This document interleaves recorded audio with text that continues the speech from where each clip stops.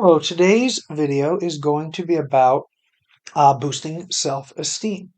So the idea of this is to come up with some practical strategies for enhancing your self-esteem effectively.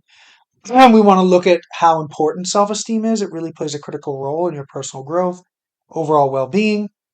And our research indicates that individuals with a higher self-esteem experience improved life satisfaction, particularly in their relationships, career success, and mental health.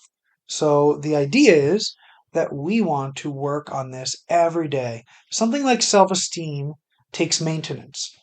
It's not something you do once and you just say, oh, that person's so confident, and you never think about it again.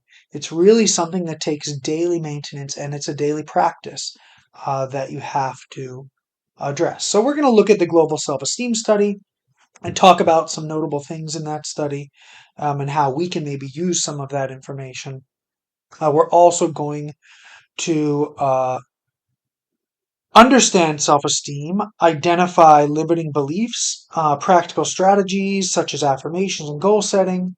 We'll look at some interactive strategies that people can use within a community, and then some real life success stories, uh, and talk about some transformative journeys. This idea around developing a growth mindset, and that's what's really important element for us in this presentation. Okay, so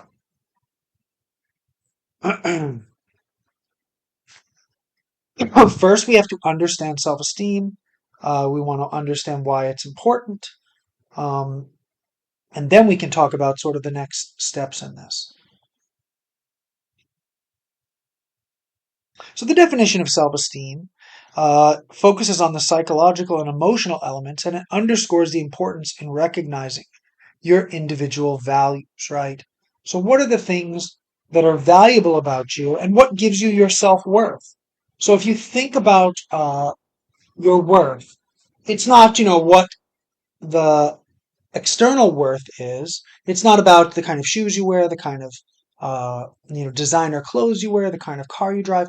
What is your intrinsic worth? What's the worth that you bring to your relationships, to your work, to the interactions you have with other people? That's the kind of worth that we want to really talk about, and it's a much more valuable measure of who you are than these superficial things that we really tend to focus on. How can this have an impact on your life? We want to talk about how self esteem will affect your various life areas. Self esteem is a subjective evaluation of your value, your beliefs, your emotions. It looking at how this is going to influence your personal development, your mental health, and your overall well being. Okay, so this next slide is important in understanding uh, psychologically how self-esteem um, can impact us. So typically we look at self-esteem as divided into two big components: self-confidence, which reflects your belief in your own abilities, and self-respect, which relates to how you evaluate yourself. How do you think about yourself? Um, how you value yourself irrespective of the external validation. Again, this is going back to the idea of what do you bring to the world? What's different about you? What's unique about you? What's valuable about you? That's really how we look at value, right? If you think about something that's valuable like a diamond, it's valuable because of its uniqueness and because of its rarity. And that's how you have to think about yourself, is based on your uniqueness, not how are you like every other person. And I think that's often how we look at ourselves and how we measure ourselves, is comparing ourselves to others, when really our value doesn't come from how similarly we are to other people or how we can emulate other people. It's how much value we bring uh, to the world by our individuality, by our rarity, our scarcity. So, this research by the American Psychological Association indicates that individuals with higher self-esteem tend to experience better mental health outcomes, including lower levels of anxiety, depression, and stress. This study from the Journal of Personality and Social Psychology found that self esteem is a significant predictor of life satisfaction. So we can look at this. We can look at these different age groups, male and female, identifying gender, and then socioeconomic status as well. So, and then you can look at the average self esteem level, and you see sort of, it's starting off at the low level and ending with a 4.7. And then what is your life satisfaction score? So it's interesting to see that the life satisfaction score is always above the average self esteem level, right? And it seems to correlate to these other things. So we have to be very careful when looking at this in thinking about, is there a correlation? Is there uh, causation that we're seeing, because we can't necessarily depend on that in a study like this, right? What we want to look at is the correlation that exists and then use that as a starting point, right? This isn't about saying, well, being low income causes low self esteem, which causes low satisfaction score. These are just things that are correlated. You could also say the reverse, that having low self esteem causes you to be low income. And again, this would not necessarily be true. But what we want to think about is how these things might be correlated and then use that as a jumping off point. So, some key observations could be individuals aged 18 to 25 exhibit lower self esteem levels, with males averaging 3.2 and females 3.5, leading to life satisfaction scores of 4.5 and 4.7, respectively, 4.7 for females. In the 26, to 35 age group, you show an increase in self-esteem, with males at 4%, 4.0, and females at 4.3, resulting in a higher life satisfaction score of 5.2 and 5.5. And in the highest age group, 36 to 45, this group maintains high self-esteem levels, where males scored 4.5 and females 4.7, leading to the highest life satisfaction scores of 6.0 and 6.2. If we kept going with this, you would see that as we get older, in 46 to 60, self-esteem levels decrease again, particularly for males at 3.8 and females at 4.0. It doesn't appear on your screen, but it's just a point of interest in the study. So the data points reveal that a higher self-esteem correlates with increased life satisfaction across all demographics, indicating that individuals with high self-esteem tend to report greater overall contentment in life. Now, what can this mean for us? Does this have something to do with being content creates an inner peace in us? Whereas if we're continuing to strive for something, and we're continuing to be disappointed in our achievement, then perhaps that's going to reflect on our self-esteem. This table reinforces the presentation topic by illustrating the tangible effects of self-esteem on various aspects of life. So you can see that there are real tangible impacts of our self-esteem on our life, but finding that direct causal relationship is a little bit more difficult. And again, it's not really the goal of what we're trying to do here today. Okay, so what we can do is look at how can we learn from this, and how can we decide to understand how our self-esteem impacts our life satisfaction, and how perhaps our life satisfaction may also impact our self-esteem. And I think that this awareness is the key to what we're trying to do here. It's not about deciding whether it's the chicken or the egg, which came first, life satisfaction or self-esteem. It's about the exploration. And I think that's the really key point, is I'm not here to provide you with answers. I'm here to provide you with questions and kind of expand your mind to inquire within your own life about these things. And that's how you're going to move forward on this continuum of self-exploration and boosting your self-esteem as along the way. So this next section, we're going to focus on recognizing and understanding limited beliefs that hinder your self-esteem and personal development. So common limiting beliefs would be, I'm not good enough. And this has a detrimental effect. So I remember, when I was a child, I really believed that I would be the president of the United States someday. Now, it hasn't happened yet. Doesn't mean it can't happen, but I'm not really on that path at the moment. So my guess is that that probably won't happen. Now, I suppose that's a limiting belief. But the point of the story is, as a child, I really believed I could do anything. I really believed, wholeheartedly that the world was my oyster and it just took my choosing a direction. And that's really the only thing that mattered was my choosing a direction.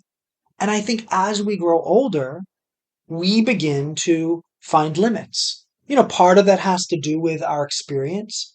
We experience some failures, we experience some setbacks in our life, and rather than taking those as teachable moments to move us forward, we absorb them as sort of limiting beliefs. So if we look at this idea of self-doubt patterns, these things that are created in our life by our experience, we can then understand our limiting beliefs and how they can be a hindrance to our confidence. So if I tell myself I'm not good enough, then this is going to lead to self-sabotage, right? I don't need to wait for someone else to tell me if I tell myself. And that's really not uh, a way to boost your self confidence or to experience all of the skills that you have to offer. I'll never succeed is another one, and this can kind of paralyze your decisions and risks. It can make you decide not to do something that you might have decided to do. I don't deserve happiness. Again, you're rejecting joy, you're rejecting fulfillment. Change is impossible, and this is stagnation due to fear. And then others are better than me. This fosters the idea of an inferiority complex. So when you look at these things, you can see how it might hold somebody back. And again, it's not necessarily the world doing it. It's not a force out there that's doing it. It's a force from inside that you're creating these walls around yourself. And you may have created those walls initially to protect yourself, but now what you're doing is those walls are holding you in. They're keeping you in. They're limiting you. So this idea of a self-reflection exercise that you can spend time in. Remember, I said boosting your self-esteem is a practice. It's something that takes time, it takes daily work, it's something you nurture each and every day. So you need to create this idea of exercises that you will do to work on this. So the idea of uncovering your truths. So engaging in guided self-reflection to identify limiting beliefs. Write down the negative thoughts. In an earlier video, we talk about this idea of negative self-talk and how to create a narrative of positive self-talk for yourself. So sometimes first you have to identify what are the negative things. What are the things that are holding me back, and how can I move forward when I have this negative talk in my mind that's holding me back. So creating this idea where you're going to engage in a self-guided self-reflection, uh, you need to first identify the things that are stopping you. So write down those negative thoughts, explore where they come from, reframe them into empowering affirmations for growth. So this idea of self-reflection, it's a very powerful tool in your personal development, and it allows you to identify and challenge your beliefs, the things that are hindering your development. This exercise has this idea of guiding prompts that will encourage participants to explore their thoughts and feelings about themselves.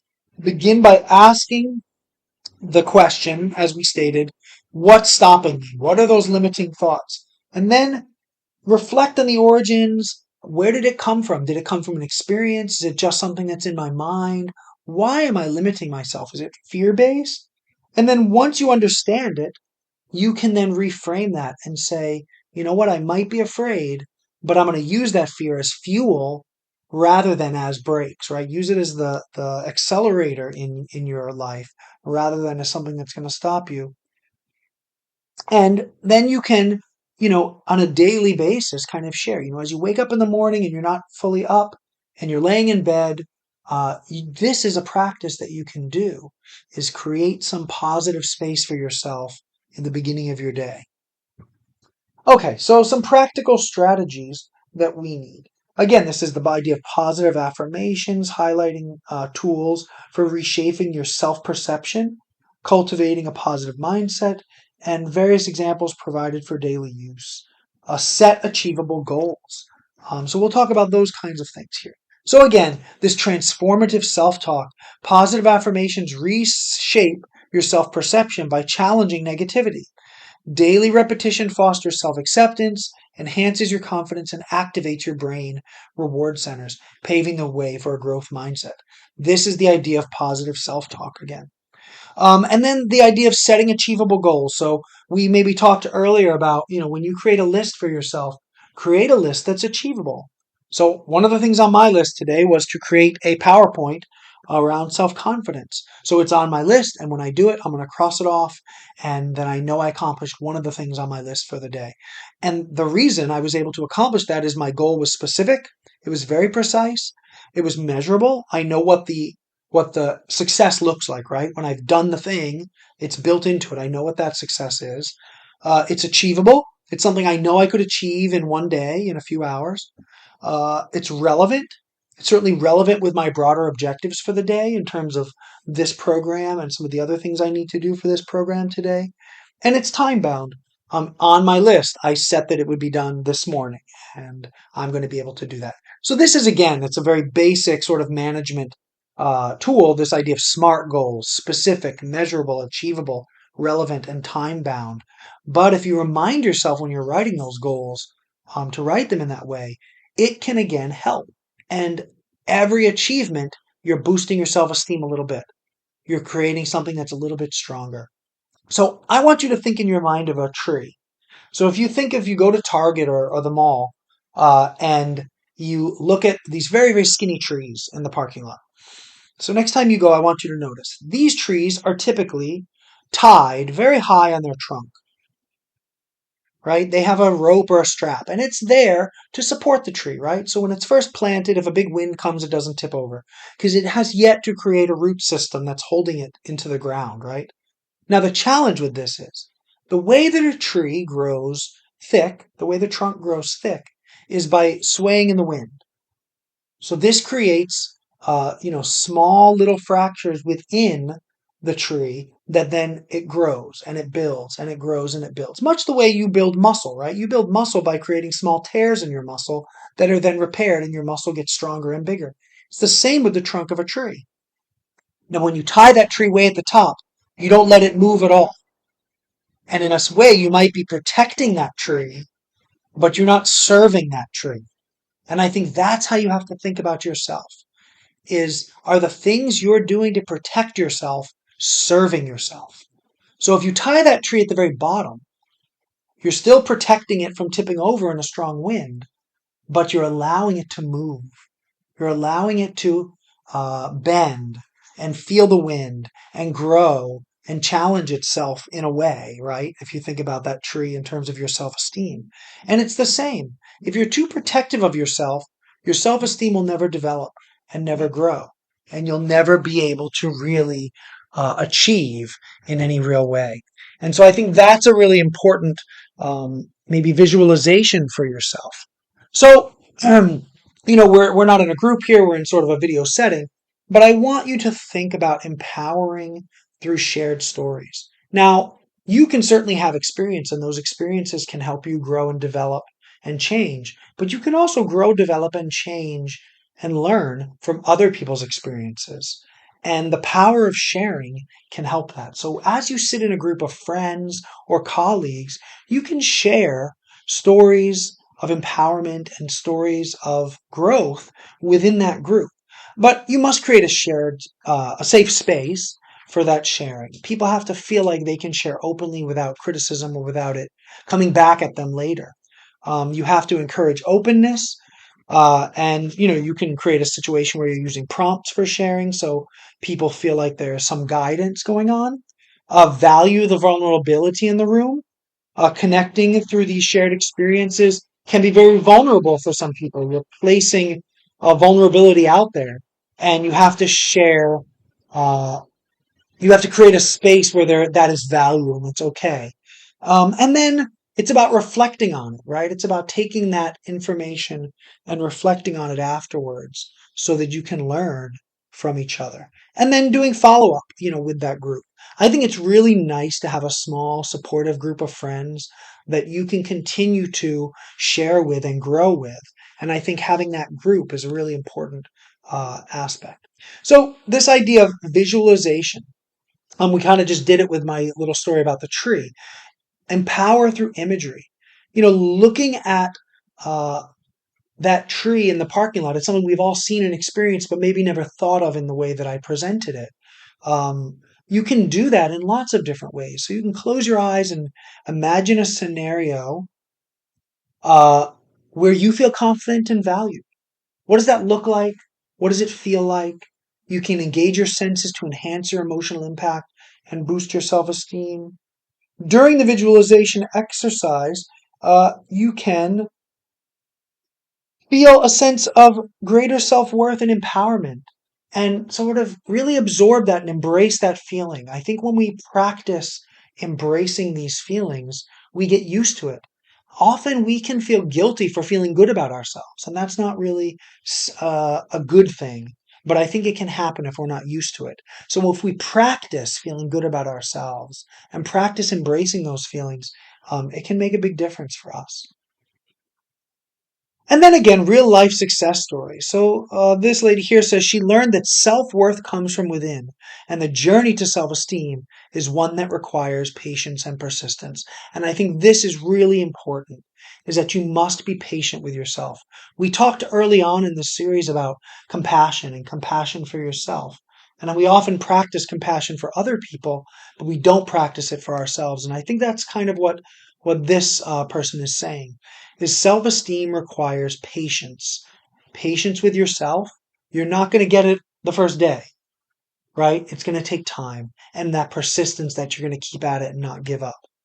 And then Brene Brown says, what makes you vulnerable makes you beautiful. So this is really interesting. And especially when I think about the journey that many women are on in terms of all the stresses and all the challenges and all the judgment that's out there, and they can be picked apart for the smallest little thing.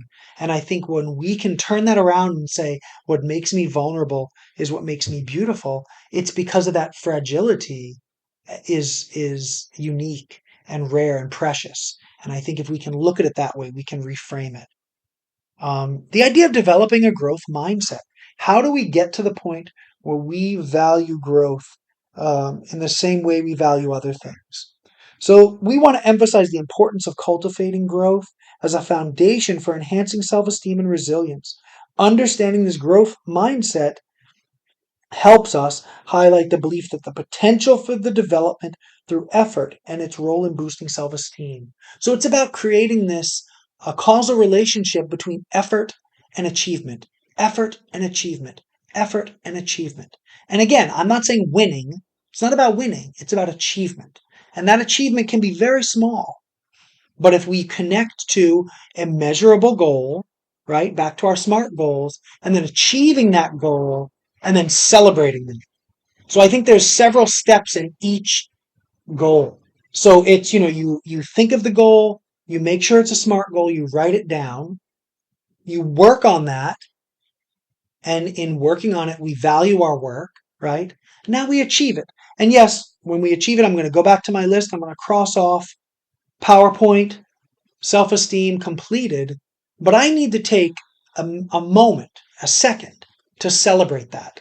And it sounds silly, but it's very important in developing this idea of a growth mindset, because what I'm going to do is start to cultivate that idea of effort, achievement, effort, achievement.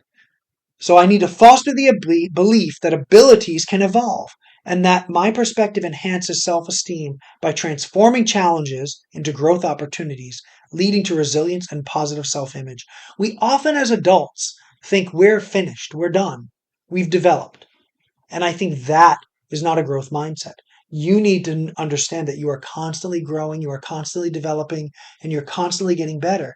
And that potential is always there. So this idea of pushing yourself is really important, and it creates a resilience within you, and it creates an understanding within you, but it also creates a compassion within you. Because if you see yourself as in development, when you fail, you can have compassion for that failure.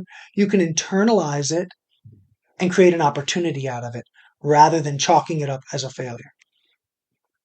So embracing challenges, learning from your criticisms, celebrating your small wins, practicing self-compassion, and building a network of support. These are the important things that we can do to ensure that you're on the right track and that you're practicing every day and that you're creating exercises you can do every day. So I would say that this list of 5 things is really important to maybe write down somewhere, maybe on your bedside table, maybe at the kitchen table so you see it in the morning, and then practice those things until they become part of your daily routine. So you can then use that to create a personal action plan. Using this goal setting framework we talked about, effective goal achievement, uh, and setting goals can directly boost your self-esteem, as we talked about. It's this idea of effort and achievement, defining your personal values and aligning those goals with your beliefs. Short-term goals versus long-term goals. You need to have some immediate wins, right? They can't all be long-term. The long-term is to give you direction, but you have to have some immediate wins. Actionable steps, breaking those goals into tasks, having accountability and reflection, tracking your progress, and then adjusting, right? You can always adjust your direction. It's not a failure to adjust. And then again, celebrating those small wins, reinforcing that achievement regularly. Really important.